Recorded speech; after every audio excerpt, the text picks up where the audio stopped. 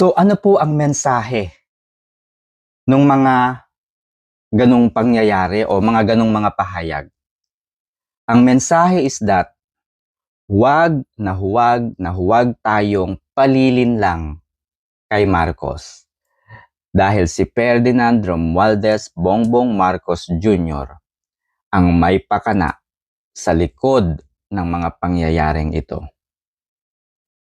Sabi nga ni Attorney Nicholas Koopman, ginamit ng prosecutor na ito na nasa Malacanang, nasa Manila, ang pagkakataon, ang kahinaan ng ICC. Kailangan kasi nilang patunayan na sila yung matatawag nating court of last resort.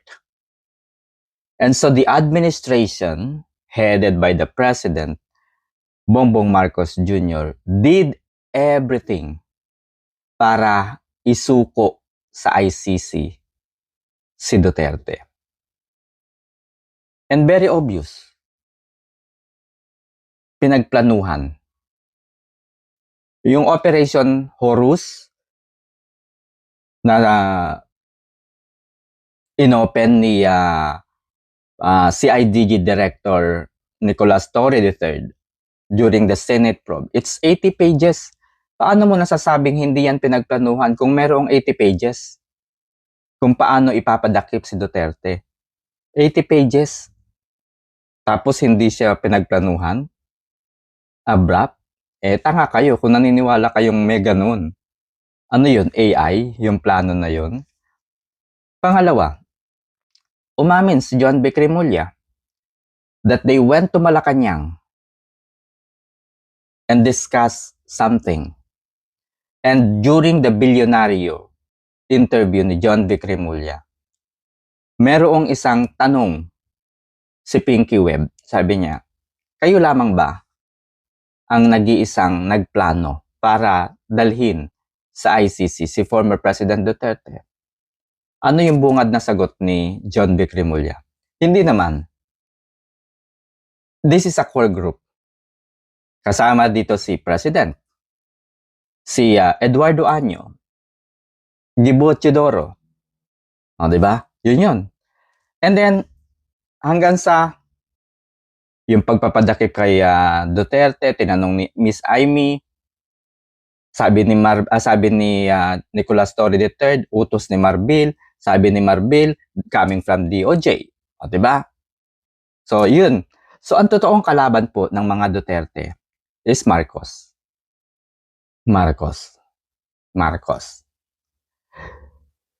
Dahil po sa pagkapanalo nga ng mga Duterte, landslide in victory, napalitan din po si Gwen Garcia, no, si Baricuatro po yung pumalit.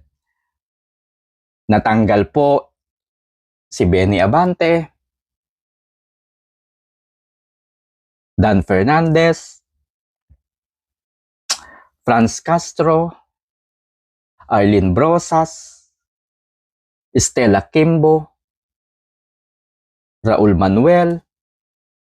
Ibig sabihin, lahat po ng mga kongresista, karamihan sa kanila na kumalaban sa mga Duterte at nagnanais na mapatalsik si BP Sara sa gobyerno, natalo. Lahat ng nagplano at nag-isip na ang tanging paraan para hindi na makatakbo sa gobyerno si Inday Sara ay impeachment lamang. So they did everything, planned everything. Tanim po sila ng kung ano-ano. Hanggang sa nabuo po nila sa Quadcom yung betrayal of public trust. Ngayon, hindi po nila nilalabas yung component ng betrayal of public trust. Ang sinasabi nila ay nilustay ni BP Sara ang kanyang 125 million confidential and intelligence fund. Pinalabas nila na lustay si BP Sara. Pero sa mga mahuhusay, sa mga matatalino, isipin po ninyo, naging secretary po ng Department of Education si VP Sara. Sa loob po ng napakahabang panahon, tanging si VP Sara lamang ang kumwestiyon at gumawa ng paraan para lutasin ang terorismo sa loob ng Department of Education.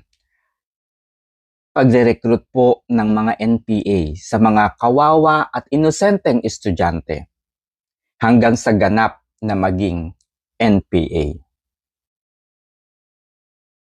Hindi po madali na siyasatin, alamin ang mga ganitong pangyayari sa loob ng isang ahensya na matagal na pong kinakalimutan at hindi pinapansin.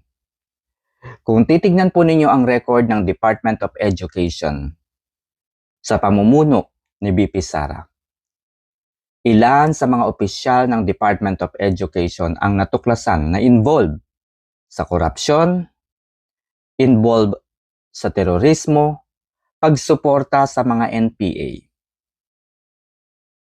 Di ba nga, nandyan pa nga si Franz Castro at yung isa pang kasama niya na nag-transport ng mga kabataan para sanayin, turuan, i-brainwash para maging ganap na NPA. Si Raul Manuel, na tagapagsalita ng NPA. Marami pong nagpapatunay na sa DepEd mayroong recruitment. Ngayon, hindi po yan matutuklasan ni VP Sara kung walang intelligence, kung walang mga whistleblowers, kung walang mga asset na magsasalita at magsusumbong, magre-report sa mga ganyang pangyayari.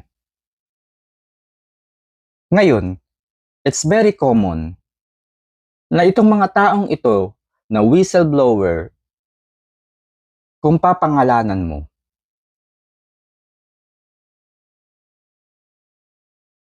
hindi na sila makikipagtulungan sa gobyerno. Ang daming ina ang nagpa-interview sa mainstream media, umiiyak. Anong nangyari doon sa kanilang mga anak sa UP at sa iba pang paaralan? Na nag-iba ang pag-uugali ng mapasama sa grupo ng mga NPA. So, in-interview si Bato de la Rosa ni Karen Davila about the Mary Grace Piatos. Sabi ni Kengkoy. Kengkoy siya, no? Pero kung iisipin mo, makes sense. Si Bato de la Rosa. Sabi niya, madaming Piatos sa Davao. Hindi ko nga lang alam kung sino si Mary Grace Piatos. So sabi ni Karen Davila, bakit kinakailangang Mary Grace Piatos? Kasi nga, sabi ni Bato de la Rosa, pwede naman kasing gumamit ng alias. Pero, meron totoong tao sa likod ng mga whistleblower. May mga asset, may mga nagsasabi na, ito po, NPA ito terorista ito, nagre-recruit ito.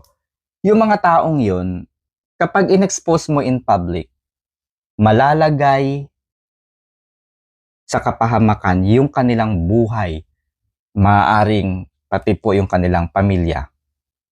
So, hindi na sila ngayon magbibigay ng informations sa gobyerno. Paano malulutas ang terorismo? Paano malulutas ang korupsyon kung walang mga whistleblower? At doon po maaaring mapunta ang confidential and intelligence fund ng OBP. So, ganun lamang po kadali. Hindi pwedeng i-expose ang pagkakakilanlan ng mga whistleblowers na yan. Dahil hindi na po yan tutulong sa gobyerno.